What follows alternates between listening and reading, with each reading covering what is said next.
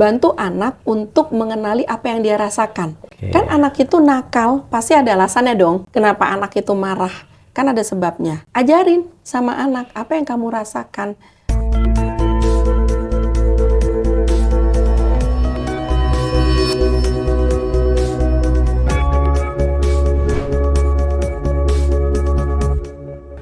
Assalamualaikum warahmatullahi wabarakatuh. Alhamdulillah kembali lagi bersama Bang Dipo Usman.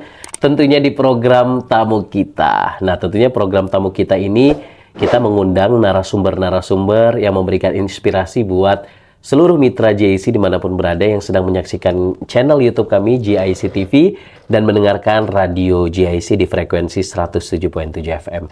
Nah, tema yang akan kita bahas di pertemuan kita hari ini di program Tamu Kita adalah mengapa banyak orang sulit mengenali perasaan sendiri. Nah, hari ini kita bersama Bunda Nungki yang alhamdulillah sudah hadir di tengah-tengah kita. Senang banget nih Bunda sudah memberikan waktu untuk kita semua. Kadang dia merasa, kok saya orangnya emosian ya? Saya tuh mudah marah ya. Kadang banyak hal-hal yang akhirnya menuju ke sifat negatif karena dia salah menilai dirinya sendiri. Nah, mudah-mudahan hari ini kita bisa memberikan dan mencerahkan persoalan-persoalan yang selama ini kita pertanyakan berkaitan dengan tema kita hari ini, mengapa banyak orang sulit mengenali perasaannya sendiri. Tapi sebelum kita bahas ini Bunda, sapa dulu mitra JIC yang sedang mendengarkan atau sedang menyaksikan tayangan kita hari ini. Silakan Bunda. Halo, Assalamualaikum warahmatullahi wabarakatuh. Waalaikumsalam warahmatullahi. Alhamdulillah senang Bunda membersamai sebutannya apa nih ya? Mitra JIC. Mitra JIC. Mudah-mudahan bisa terjawab ya pertanyaannya di sesi kali ini. Iya. Baik Bun, sebelum kita membahas tema kita hari ini mengenai sulit mengenali perasaannya sendiri, itu boleh dikasih gambaran dulu nggak Bun? Sebelum Bang Dipo, semua udah banyak banget nih pertanyaan karena ketika kita ngomong diri sendiri itu kan artinya dari kecil hingga saat ini kan kita sudah merasakan kadang suka salah dalam menilai diri sendiri. Nah, coba Bun diawali makna dari tema ini Bun.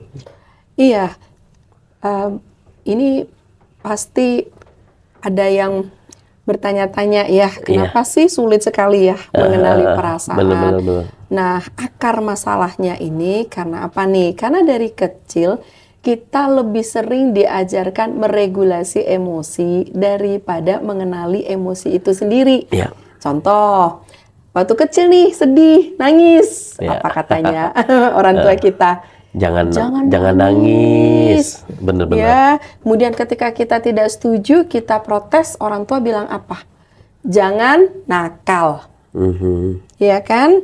Nah, jadi kita tidak pernah diajarkan untuk menerima perasaan kita, nggak pernah diajarkan untuk memahami bahwa sedih itu boleh kok, wajar. Ketika kita mendapat nilai buruk misalnya ya, diperlakukan orang tidak menyenangkan, sedih itu sebenarnya wajar. Atau bahkan marah itu wajar. Ya kan? Bahwa ketika kita diperlakukan tidak adil gitu. Kita selalu diajarkan untuk apa? Sabar. Bener nggak ya? Sabar, memaafkan. Ya nggak ya? Para mitra JIC. Sehingga apa yang terjadi? Dari kecil kita cenderung terbiasa menekan perasaan. Atau menahan emosi. Bener. Terbiasa nahan. Apa-apa ditahan. Ya, nggak boleh diomongkan.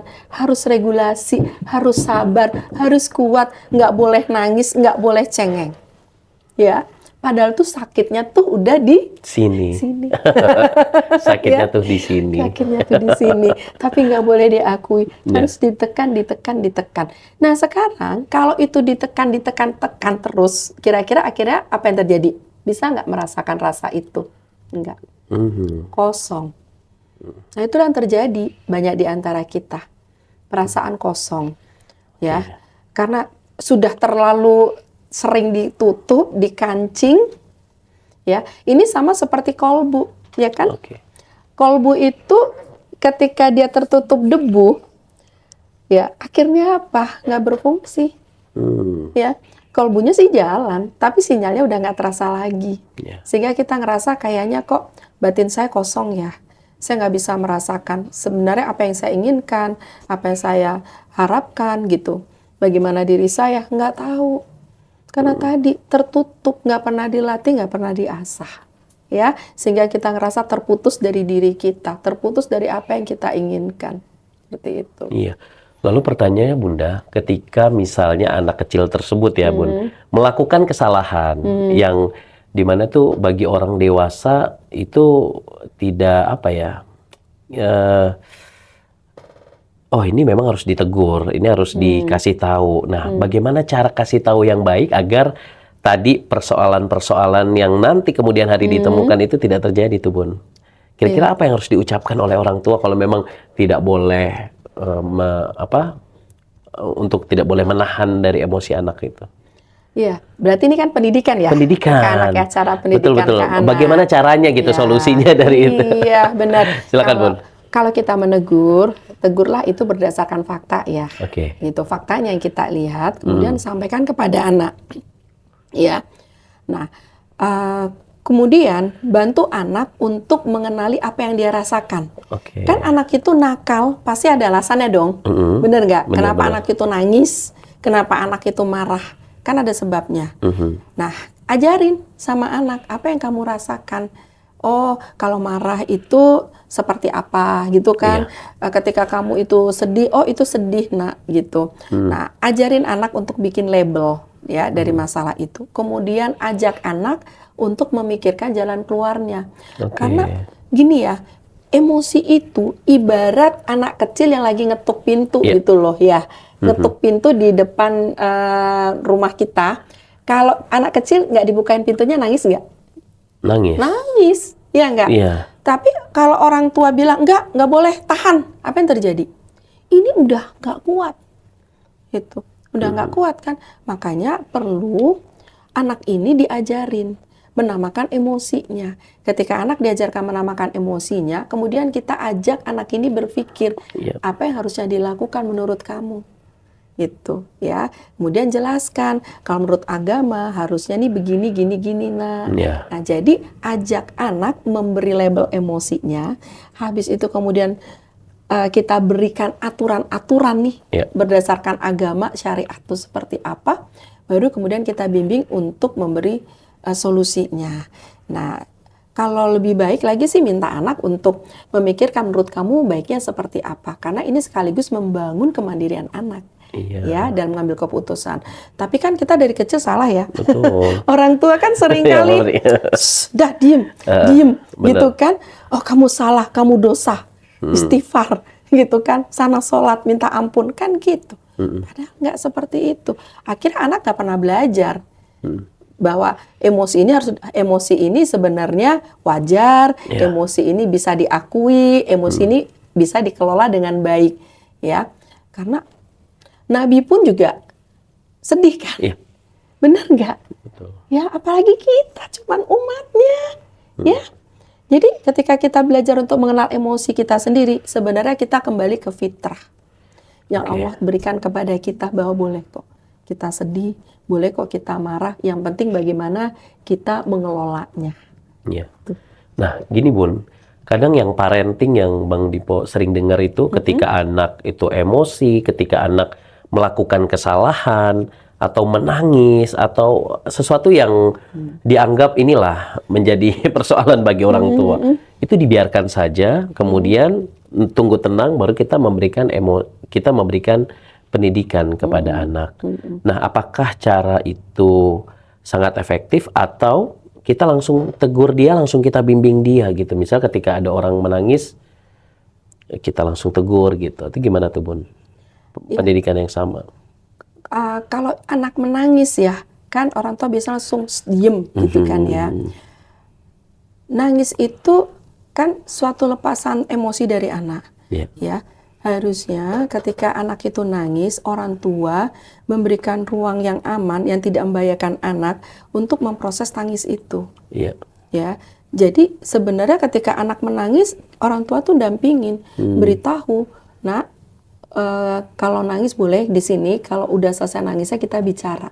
Oke. Jadi memang perlu harus ditenangkan, bukan ditinggalkan, bukan dicuekin. Tapi Apalagi ditenangkan. dimarahin, enggak. Oke, oke. Iya kan? Karena nangis itu kan ada sesuatu sebenarnya ketidakterimaan dia. Kita dampingin di situ, kita kasih tahu anak. Ya, bahwa kita ngerti anak lagi sedih, kita ada di sampingnya dia, ya, kita temani gitu. Cuman kan kebanyakan orang tua merasa risih ya, kalau anak itu nangisnya di tempat publik di mall gitu kan. Nah, kalau udah kayak begitu berarti ada taktik. Taktiknya apa? Buat dong perjanjian sama anak, kita mau ke mall ya nak, ya kan? Nah, kalau ke mall, nah kalau ada yang kamu inginkan, nggak boleh nangis di depan umum gitu kan. Kalau kamu sedih, kamu boleh ajak ibu, bapak di pojok, boleh deh nangis gitu. Nah, ini memang bagian dari pendidikan emosi sih. Dan mereka paham ya Iya, dengan hal itu sebenarnya ya. bener ya. Tapi kalaupun anak nggak bisa mengendalikan, kita ajak anak pelan-pelan, kita bimbing ke pojok. Betul, betul. Ya, supaya anak itu kan anak-anak memang kadang-kadang nggak bisa ngendalin emosi, bener nggak? Bener. Nah, kita bimbing anak pelan-pelan, yuk mau nangis ya, yuk di pojok yuk, gitu ya, gitu, bukannya dibentak, gitu. Kalau dibentak makin anak itu merasa dia nggak diizinkan untuk merasakan itu, gitu kan. Nah, kalau kita sudah lakukan langkah-langkah ini, tapi kok nggak selesai juga, barulah konsultasi. Berarti anak butuh bantuan untuk bantuan ahli untuk lebih dalam melihat apa masalahnya. Mungkin memang ada problem emosi anak yang memang harus dibantu oleh ahli. Gitu. Ya, Mitra JC, memang kalau kita ingin mengenali diri itu, kenapa kita mulai dari sejak kecil atau masa kecil? Karena masa kecil ini menjadi satu dasar ya perkembangan emosional kita. Kadang ketika kita sudah dewasa, kita lihat masa kecilnya seperti apa dulu. Biasanya kan kalau kita melihat seseorang tuh dilihat dari masa kecilnya, apakah dulu dia suka menahan emosi. Makanya kita lebih membahas terlebih dahulu mengenai masa kecil yang nantinya kita akan berujung kepada bagaimana kita nih sebagai orang dewasa untuk bisa memahami diri kita sendiri. Nah, pertanyaan selanjutnya Bun, untuk anak-anak yang suka menahan emosinya karena diputus oleh sama orang tuanya gitu. Misalnya ketika dia nangis dilarang, tidak diizinkan begitu. Apa dampak bagi anak? Dan sebenarnya anak yang dimaksud itu usia berapa tahun? Kan anak ini ya Bun, ada jenjang-jenjangnya ya. Ada usia balita. Kan dalam Islam juga dijelaskan bagaimana ketika udah 7 tahun udah boleh sebenarnya dipukul, itu kan sebenarnya untuk melaksanakan sholat khususnya. Nah, itu seperti apa Bunda? Ya, dampaknya ya ketika seseorang tidak diizinkan, ya pertama jadi susah mengekspresikan emosi, ya enggak? Kan? Kemudian mudah tersinggung tanpa tahu sebabnya. Baper katanya kalau sekarang anak now ya. Kenapa ya? Karena kan emosi itu ditumpuk tidak diizinkan keluar. Ya kan? Akibatnya orang memendam, membawa ransel emosi. Segala marah, segala kebencian, segala sedih semua dikurungkan, ditaruh di belakang ransel itu. Kemudian 3, lelah secara mental. Capek, karena yang namanya emosi itu kan nggak enak ya. Itu sesuatu harusnya dialirkan, tapi malah disimpan ya. Kemudian yang keempat, akhirnya merasa susah untuk memahami diri sendiri. Bingung, saya sebenarnya mau apa ya? Sebenarnya saya seperti apa ya? Nggak tahu, bahkan keinginannya apapun nggak tahu. Karena semua sudah bercampur aduk, sehingga logika tidak mampu lagi memproses. Jadi itu ya dampak bagi anak yang suka ditahan-tahan emosinya. Iya, tidak diizinkan untuk diproses emosinya. Dampaknya sejauh itu. Jadi kalau Anda sendiri, Mitra JIC, merasa, ya saya kok nggak tahu ya, saya pinginnya apa, kok saya tiba-tiba baper, itu jangan-jangan ada sesuatu yang Anda tekan, ada emosi yang Anda tidak izinkan keluar. Ya. Iya, baik, itu penting banget ya, namanya pendidikan anak ya. Nah, ini terkhusus untuk orang tua, pesannya apa nih Bunda? Berkaitan dengan masa kecil gitu. Pendidikan masa kecil yang tadi juga usia itu belum dijawab tuh Bun. Itu gimana tuh Bunda untuk usia? anak-anak itu kan kalau kita lihat stage-nya itu memang usia-usia 2-3 tahun anak kan cenderung belum bisa mengendalikan emosinya ya. Oke. Ya makanya kalau Mitra JIC punya anak 2-3 tahun itu pasti Terdengar lagi banget ya. masa tantrum gitu ya. Iya, iya. Nah, nanti setelah mulai tuh masuk TK 4-5 tahun tuh mulai terkendali dan nanti SD itu sudah regulasi emosi lebih baik. Nah, itulah pentingnya. Di situ kita paham, oh usia 2-3 tahun memang pendidikan untuk emosi. Jadi wajar kalau anak kita tantrum. Tapi kalau semakin usianya bertambah, tantrumnya nggak hilang-hilang, bahkan makin frekuensi makin sering, hati-hati, ini berarti nggak normal ya. Segera konsul gitu. Iya, iya. Ya, nah berarti kalau gitu usia 5 tahun sebenarnya di atas 5 tahun anak sudah semakin matang mengelola emosinya. Harusnya anak sudah mulai bisa cerita apa yang dia inginkan. Tahu mana benar yang salah sudah gitu tahu, ya. sudah mulai tahu secara moralitas. Ya kan, apalagi nanti di usia 7 tahun, 8 tahun dia sudah tahu ini salah, ya kan? Ini benar, makanya kan di situ mulailah kita ajarkan tadi ya mengenai salah, benar, haram, halal itu kan mulai diajarkan di situ. Iya, iya. Menarik ya. Jadi pendidikan itu bukan di usia 5 atau 7 tahun, tapi dari usia 1 tahun, usia dini lah ya, 2 sampai 3 tahun semua udah mulai diajarkan, berlahan ya. Perlahan diajarkan. Nah, di usia bayi itu lahir itu adalah pondasi safety ya, rasa aman. 2 tahun pertama, rasa aman itu bayi merasa disayangi, merasa dipenuhi kebutuhannya, tidak diacuhkan. Nah, itu pondasi dasar rasa aman ya. Nah, jadi kalau Anda nih dalam 2 tahun pertama Anda mengasuh anak dengan baik, memberikan pondasi kasih sayang. Kalau nanti anak punya cobaan nih ya, kena narkoba atau salah bergaul gitu ya. Kalau Anda kasih pondasi yang bagus, anak itu akan selamat. Karena pondasi amannya sudah dibangun. Tapi kalau 2 tahun pertama pondasi itu nggak diberikan, masa pemulihannya lebih lama. Itu sih dulu waktu pengalaman Bunda kerja di rehabilitasi narkoba.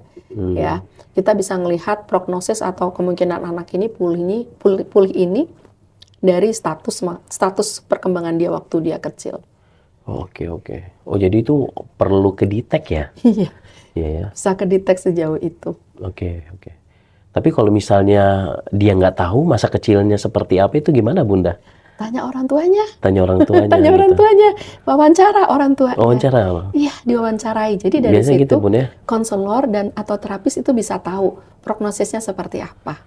Ya, karena basis pondasi aman itu penting. Gimana orang itu mau berani bicara kalau pondasi amannya nggak ada, bener? Iya kan? Betul. Iya. Dan itu nggak bisa dibohongin juga ya Bunda ya, pendidikan anak dini gitu ya. Bun, kadang ini juga ketika ada persoalan anak gitu, ketika dia menangis, dia curhat permasalahannya, kadang kita suka punya budaya yang dimana tuh kita suka ngomong, kamu tuh harus kuat nak, ya, kamu tuh harus hadapi dunia ini. Gitu. Nah, budaya semacam ini tuh kira-kira pas gak tuh untuk pendidikan untuk anak itu, Bun? Dan apa dampaknya itu untuk anak nanti ke depan? Ya, ketika anak tidak diizinkan memproses, hanya disuruh regulasi, harus kuat, harus sabar, gak boleh cengeng. Itu tadi. Oh itu ya, efeknya ya? Nggak berani bicara akhirnya anak. Anak berpikir kalau dia ngomong salah. Bener nggak? Takut kan? Iya. Takut bicara. Seharusnya apa yang harus dikatakan? Ya tadi, izinkan orang tua memproses. Apa yang kamu rasakan nak? Rasanya seperti apa? Sedihkah? Marahkah? Ya. Nah, izinkan anak memproses, kita bantu anak kasih label, oh itu sedih nak namanya, oh itu marah nak namanya, gitu. Kemudian bantu anak untuk memikirkan jalan keluarnya. Kalau sedih itu nak, bagaimana caranya supaya kamu bisa nggak sedih lagi, gitu. Di orang tua membimbing, bukan langsung cut off. Nggak boleh marah, nggak boleh repotin, nggak boleh nakal. Kamu harus kuat, kamu harus sabar. Jadi pendekatannya itu betul-betul ini ya, nggak diproses, langsung harus kuat, harus nggak boleh nangis, harus memaafkan. Ya udah, padahal kan ya masih sakit tuh di situ, gimana mau diproses ya? Benar. Bun, aku kebetulan punya ini juga Bunda, punya anak ya, anak. Kadang Bang Dipo tuh melihat psikologi anak itu menahan emosinya. Iya. Seharusnya dia marah, Iya. tapi dia nggak mau marah gitu. Dia menahan, khawatir kalau dia curahkan Bicara. semuanya Iya. itu akan kena marah lagi misalnya Iya. sama orang tua. Nah Iya. itu kira-kira anak yang bisa menyembunyikan persoalan permasalahannya itu bagus nggak untuk perkembangan? Artinya nggak harus dituangkan gitu, Bu Nungki, Ya, Bunda. kita lihat ya, kalau memang anak mampu meregulasi emosinya dengan kondisi diamnya itu, nggak apa-apa. Kita beri apresiasi sama anak, ya kan? Oke. Tapi kalau kita lihat anak justru makin kesulitan, sampai nggak bisa tidur, ya, sampai Oke. makan nggak ada seleranya, ke sekolah murung, berarti apa? Anak gagal meregulasi emosinya, ya. Iya. Artinya anak butuh bantuan. Nah, kita sebagai orang tua dekatin anak, ya, tanya sama anak. Kasih fakta-fakta, kok ayah, ibu lihat kamu itu kok murung, ya, kok ngelihat kamu itu nggak selera makan ada apa, ya, bantu anak untuk melabel apa saja yang dia rasakan. Oh, apa yang kamu rasakan kah? Sekarang sedih kah, marah kah, ya, nah seperti itu. Kemudian ajak untuk mencari solusinya. Iya, terlihat baik-baik saja padahal Tidak. ada masalah di dalamnya, dia sedang berjuang dalam. Benar. Jangan biarkan anak berjuang sendiri. Ya. Oke. Kalau anak nolak, tapi gimana, Bun? Ya nggak apa-apa, hargain haknya anak.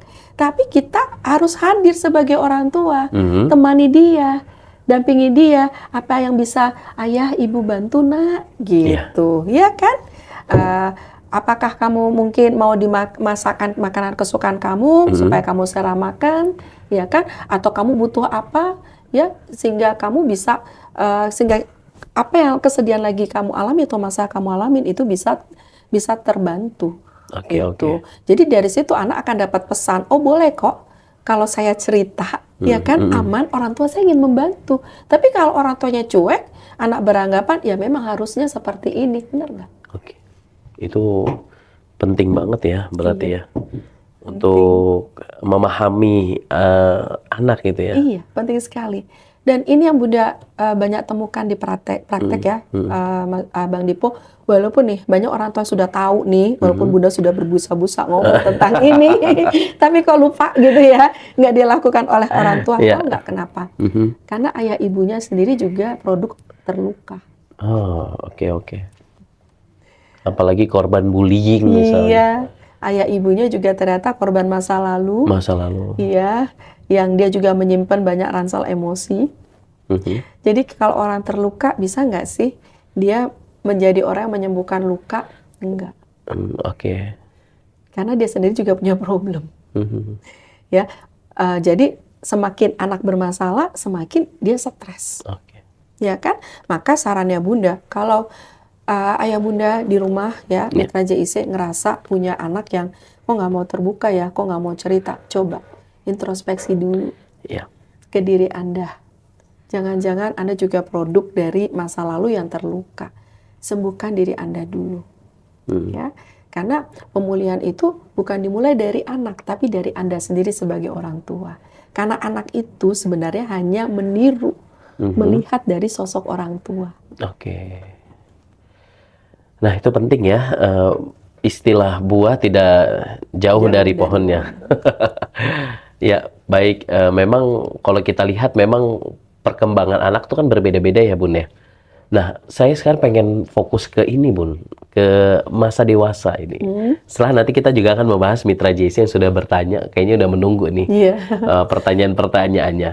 Nah, pertanyaan selanjutnya yang kadang sekarang ini yang terjadi di masyarakat kita, terutama anak-anak Gen Z, anak-anak usia-usia dewasa lah. Kadang dia tuh suka, apa ya Bun ya bahasanya, apa yang dia sampaikan itu nggak sesuai dengan hatinya gitu Bun. Kadang dia untuk, apa ya, merasa dia tuh punya masalah besar gitu, tapi dia tidak bisa curahkan. Apa sih istilahnya itu namanya? Kalau kayak apa ya?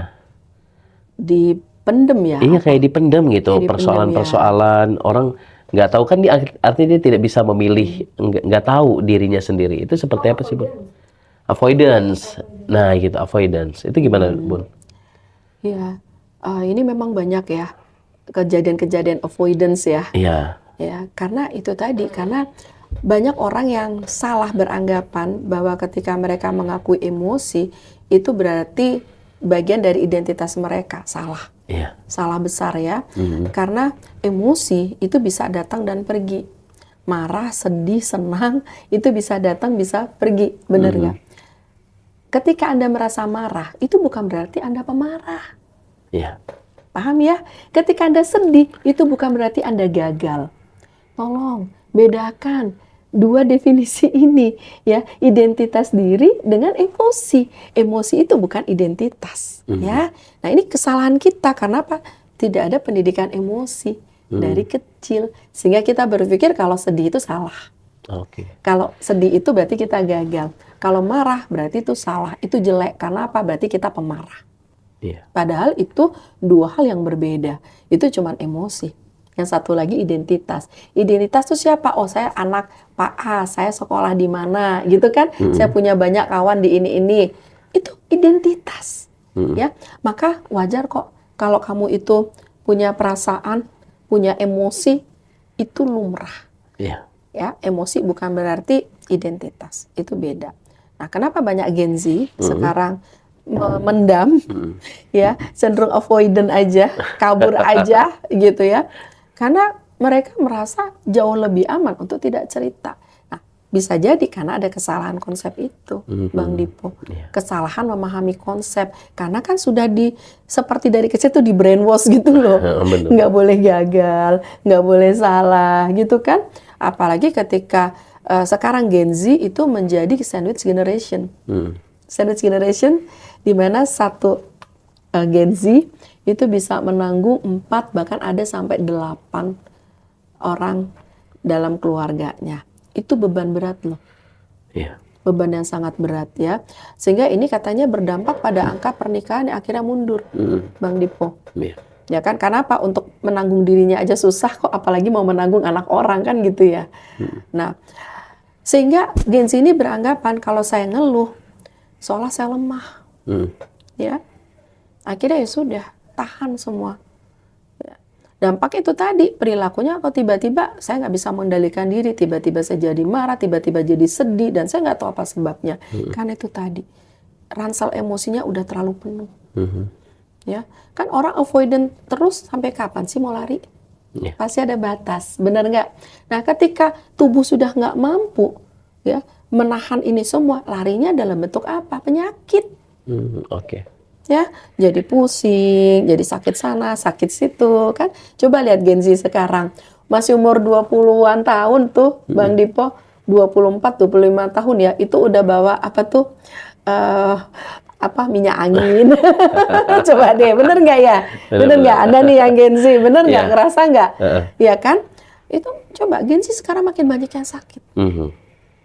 Ya. Beban sebenarnya mereka tuh terbebani, tapi mereka nggak berani ngomong, takut nanti dianggap lemah. Karena literasi emosi kita memang belum berkembang, ya masih banyak salah kaprah. Iya. Lalu pertanyaannya apa langkah-langkah bagi langkah-langkah sederhana yang bisa dimulai untuk bisa mengenal diri sendiri gitu? Iya, oke. Ada beberapa langkah yang bisa dilakukan ya. Yang pertama, coba berhenti sejenak deh. Tanya diri kamu, apa sih sebenarnya yang saya rasakan saat ini? Ya, akui. Ya, ingat, ngakui itu bukan berarti kelemahan. Karena semua orang hebat, bahkan Nabi itu juga punya perasaan sedih. Ya, punya. Jadi itu manusiawi. Oke. Yang kedua, namain tuh emosinya. Oh, ini emosi saya marah sama atasan, marah sama keadaan misalnya. Saya sedih karena saya nggak bisa cerita, nggak apa-apa, namain. Ya. Kemudian yang ketiga, terima emosi itu tanpa menghakimi. Ya. Kemudian keempat, tuliskan apa yang dirasakan itu. Karena apa? Itu harus dialirkan. Ya. Nah, kalau sudah dialirkan biasanya lebih ringan. Karena apa? Emosi itu kadang-kadang cuman butuh untuk dimengerti. Ya, bukan Iya. untuk dijauhin. Kayak perempuan ya, makanya. Bener, hanya untuk diizinkan, untuk diakui dia ada, Iya, iya, ya. ya. Jadi Dan ayo dimengerti deh, gitu ya. bener, hanya ingin dimengerti, ya. Tapi nih kalau ternyata itu membuat saya makin sedih, makin dalam, ya berarti Anda harus mempertimbangkan untuk bertemu dengan ahli atau bicara dengan orang yang Anda percaya, ya. Iya. Karena tubuh Anda berarti sudah nggak mampu mengelola itu, ya. Iya, dan kadang juga merasa kalau kita datang ke psikolog atau ke psikiater itu merasa saya ada, padahal itu sesuatu yang biasa ya sebenarnya Bu Nungki ya, Iya, Bunda ya. sebenarnya wajar kok kita Wajar. datang ke profesional Ke ya. profesional karena Benar. biar ini dapat solusi gitu Benar, persoalan yang benar. ada. Ada masalah-masalah yang nggak semuanya kita bisa selesaikan dan butuh pendapat orang lain. Ya, Jadi datang itu bukan berarti kamu gagal, ya. bukan berarti kamu tuh salah, ya. Tapi karena justru kamu menyadari kamu butuh untuk ini segera diselesaikan, Oke. ya. Itu penting banget sih. Mulai dari menuliskan perasaan kita, mengendalikan emosi kita, kemudian juga tadi sempat dibahas mengenai berhenti sejenak dan bertanya kepada diri sendiri. Ya memang kadang-kala kita hidup itu udah terlalu penuh ya, hiruk pikuk. Saatnya kita tuh kontemplasi, refleksi, apalagi ini kan udah mau tahun yang baru Benar, gitu. tahun baru 2026, benar. harus Jadilah lebih baik. lebih baik Karena daripada itu ajaran agama. benar-benar. Ya kan, menjadi pribadi yang lebih baik. Apalagi hati itu kan titipan dari Allah loh. Nah, itu ya penting. Ketika kita mengakui, iya ada hati titipan dari Allah, itu berarti kita belajar untuk membaca sinyal-sinyal yang dikirim oleh hati. Oke. Bener nggak? Benar-benar. Jangan diabaikan. Hati itu dari Allah. Iya. Ya, ketika kamu pelihara, ketika kamu belajar untuk memahami diri kamu sendiri, disitulah kamu akan menemui banyak sekali kebesaran, ya. Karena apa? Hanya Allah, hanya orang yang mengakui dia butuh Allah. Baru pertolongan itu datang, gitu ya? Iya. Iya kan? Benar-benar. Iya. Nah sekarang kalau kamu lari, merasa baik-baik saja, kira-kira pertolongan itu datang nggak sih ya? Loh, bener nggak? Benar-benar. Bener nggak? Kalau kita ngerasa kita nggak butuh, padahal butuh, ya kan? Capek. Ya. Ingat Maryam, di surah Maryam itu 24-26, ingatlah ketika Maryam itu mengadu, ya, apa yang terjadi? Pertolongan Allah turun. Ya. Jadi bukan salah ketika kita mengakui bahwa kita itu ada sesuatu yang kita nggak siap, sedih, ya. Maryam aja rasanya pingin kalau bisa pergi aja dari dunia ini, ya.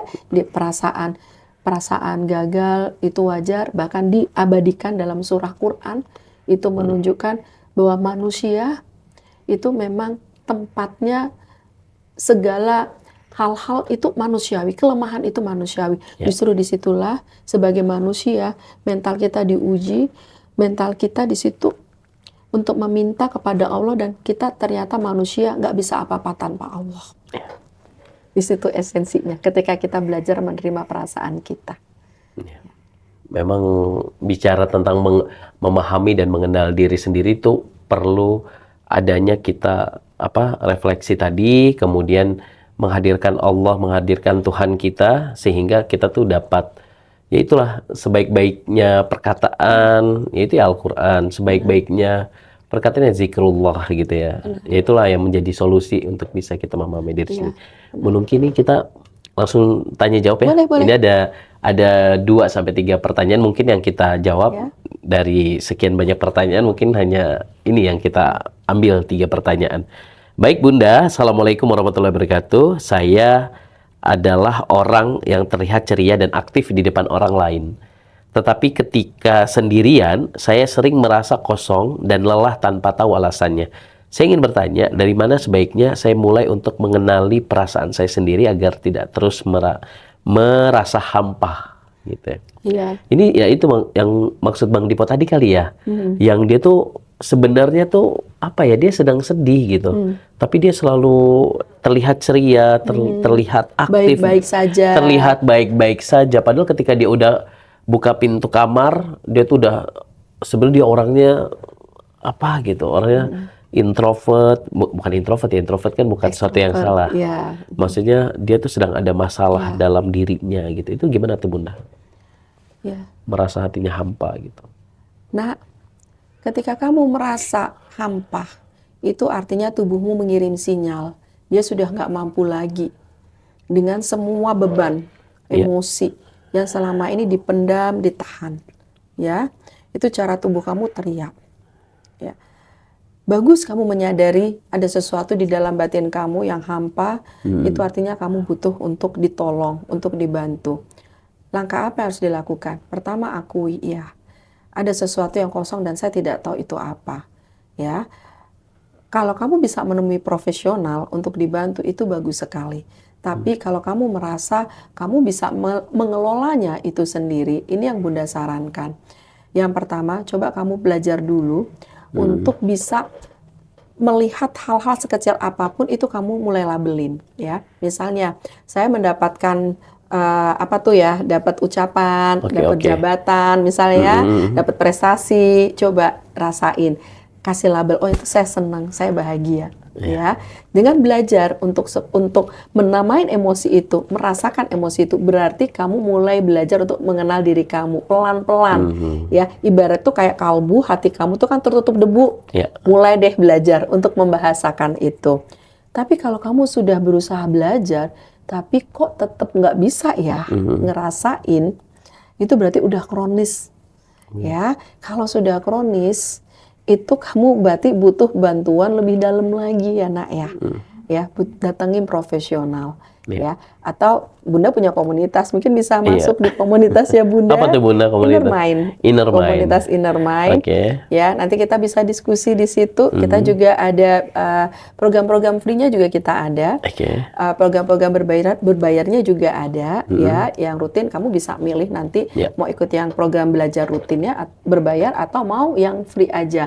Bisa ngobrol, bisa diskusi di situ, bisa dapat dukungan dari kawan-kawan komunitas Inner Mind. Iya, seperti istri saya itu kadang suka ikut acara-acara kayak gitu Bunda, psikologi gitu. Ya untuk ya saling mencurahkan pendapat, kadang suka mendengarkan curhatannya dari netizen yang lain gitu. Dan itu menambah ini ya rasa bersyukur juga. Oh, ternyata ada yang lebih parah daripada kita ya. Kadang suka kayak gitu ya Bunda, itu salah satu efeknya. Iya. Dan ternyata juga masalah saya juga ada masih juga yang merasakan begitu dan akhirnya juga bisa pulih, bisa baik-baik saja dan kamu merasa nggak sendiri. Iya. Apalagi ini sudah sepertinya dia tidak bisa mengenali perasaan saya sendiri agar tidak terus terasa hampa. Ya mungkin salah satu solusi ini bergabung komunitas tadi, boleh kalau memang lebih mendalam lagi bisa konsultasi dengan orang-orang yang ahli dalam bidangnya, profesional. Karena kalau sudah kamu treatment nggak bisa, itu berarti ada trauma. Ada trauma perkembangan yang itu begitu berat sehingga itu harus dibantu profesional untuk dipulihkan ya. Baik, ini pertanyaan selanjutnya dari Randy di Rawabadak Selatan. Bunda, sejak kecil saya terbiasa menuruti harapan orang tua dan lingkungan sehingga jarang bertanya pada diri sendiri tentang apa yang saya rasakan. Nah, kini sudah dewasa, saya sering bingung menentukan pilihan hidup. Bagaimana cara membangun kembali kepekaan terhadap perasaan sendiri yang sudah mulai lama diabaikan? Ya, ini itu problem. Tadi ya. Banyak sekali orang-orang yang merasa dia hanya menjalani hidup karena tuntutan dari orang lain. Ketika dia nggak menjalankan itu, dia merasa itu salah, merasa berdosa. Akibatnya apa? Mendapat pencapaian apapun dia tidak pernah merasakan bahagia, kosong. Banyak sekali Mas Dipo. Jadi apa yang harus dilakukan? Kamu mulai tenang ya, diri kamu tenang, refleksi ya, kemudian tuliskan apa saja yang sebenarnya kamu sukai. Ya, kemudian apa yang tidak kamu sukai, mulai deh dari langkah kecil seperti itu.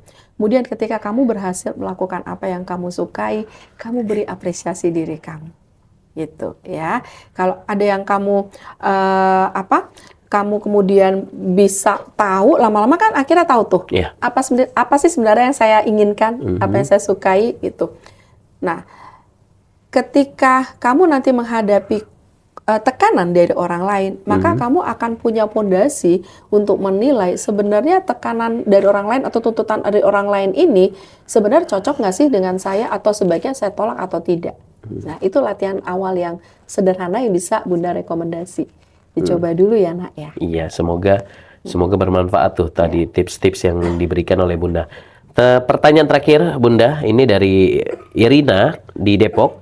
Saya pernah mengalami pengalaman menyakitkan di masa lalu dan merasa sejak itu saya sulit merasakan emosi secara utuh. Jika saya ingin mulai memulihkan diri, langkah awal apa yang sebaiknya saya ambil Bunda? Bagaimana cara membedakan antara kelelahan emosional, stres, dan masalah psikologis yang membutuhkan bantuan profesional? Maksudnya kelelahan emosional tuh gimana, Bang? Iya, coba saya kurang paham nih. Mungkin kalau saya analisis pertanyaannya ya Bunda ya. Jadi di masa lalu merasa sejak itu saya sulit merasakan emosi secara utuh. Mungkin ini Bunda, dia apa namanya? Dia nggak pernah meluapkan emosinya begitu ya. Mungkin karena ditahan kali ya sama orang di sekitarnya gitu. Ya. Nah, itu sebaiknya saya ambil membedakan antara kelelahan emosional. Kelelahan emosional tuh seperti ini kali ya Bunda. Jadi apatis gitu ya. Mungkin dia capek kali ya dengan persoalan yang ada hidup, gitu. akhirnya apatis, mau ngapa-ngapain males gitu ya. Betul. Nah, jadi ketika memang kita sudah letih sekali, Bang Dipo, kita memang cenderung jadi diem. Karena kita ngerasa mau bergerak sudah nggak punya daya, capek. Karena segala sesuatu emosi yang kita tekan, itu kan ngabisin sumber daya loh. Iya. Ya, kan nekan yang harusnya sampah nggak boleh disimpan. Capek tubuh kita ya, itu dayanya luar biasa besar narik energi. Nah, tapi ada juga peristiwa-peristiwa yang tidak menyenangkan di masa kecil, trauma di masa kecil. Ini kebanyakan kasus klien Bunda seperti itu, ada trauma di masa kecil, di mana traumanya itu begitu deep, tubuh emosi sudah nggak bisa, perasaan ya, maksudnya perasaan sudah nggak bisa menampung itu, larinya akhirnya ke tubuh. Tubuh akhirnya kaku, nggak bisa ngapa-ngapain. Ya, nah ini kalau sudah kayak gini, apa solusinya? Tubuhnya harus ditenangkan dulu. Jadi ada namanya somatik trauma ya, trauma yang begitu beratnya, udah nggak bisa mikir lagi. Kalau ada problem, tubuhnya langsung kaku. Pernah nggak lihat orang gitu? Yang langsung diem aja, freeze gitu ya, nggak bisa ngapa-ngapain, nggak bisa mikir. Nah itu berarti begitu dalam, sampai kena ke tubuh pun sampai nggak bisa beroperasi. Diem aja, nggak bisa ngapa-ngapain. Nah solusinya seperti apa? Nah kalau sudah begitu, tubuhnya harus ditreatment dulu. Nggak bisa masuk ke konsultasi psikologi. Gitu. Nah contoh paling mudah ya, trauma somatik ini tuh bisa dilihat nih bencana di Sumatera ya. Kita lihat banyak orang-orang itu yang kalau ngelihat hujan tuh ya, kan awalnya bencana tuh kan dari hujan. Benar. Jadi kalau mereka lihat hujan tuh gemeter langsung. Atau diem, matung, nggak bisa apa-apa. Ini kenapa? Karena peristiwa itu ganggu banget sampai jangankan mikir gitu, udah nggak bisa mikir. Hanya tubuhnya yang merasakan itu. Jadi pikiran udah nggak ada, udah di close sama tubuh. Maksudnya pikiran sudah nge-close ya, no mikir-mikir, bahkan tubuh pun nggak mampu merespon apapun, hanya diem atau nangis atau gemeter. Nah, kalau udah kayak gitu gimana? Nah itu yang berarti dilatihkan, nanti ditenangkan adalah tubuhnya. Ada latihan-latihan memang untuk memulihkan trauma somatik ini, ada memang, dan itu dikembangkan oleh inner mind. Gitu. Dan itu saya kira hampir semua orang memiliki traumanya yang masing-masing ya. Kayak Bang Dipo dulu pernah kayak gempa bumi, jadi kayak ada suara apa gitu langsung kayak suara kaget dikit suara aja. Kaget dikit itu langsung jadi, pias gitu ya. Betul. Mukanya. Iya. Bener. Gitu. Dan itu baru bencana ya, belum persoalan dimarahin, dibullying itu kan gitu kan, mendapat kekerasan. Kita nggak tahu apa yang terjadi kan ya sama yang di Depok ini kan, yang Mitra JIC di Depok ini. Tapi yang jelas Anda harus mencari aktivitas untuk menenangkan tubuh Anda, membuat Anda merasa aman. Itu penting.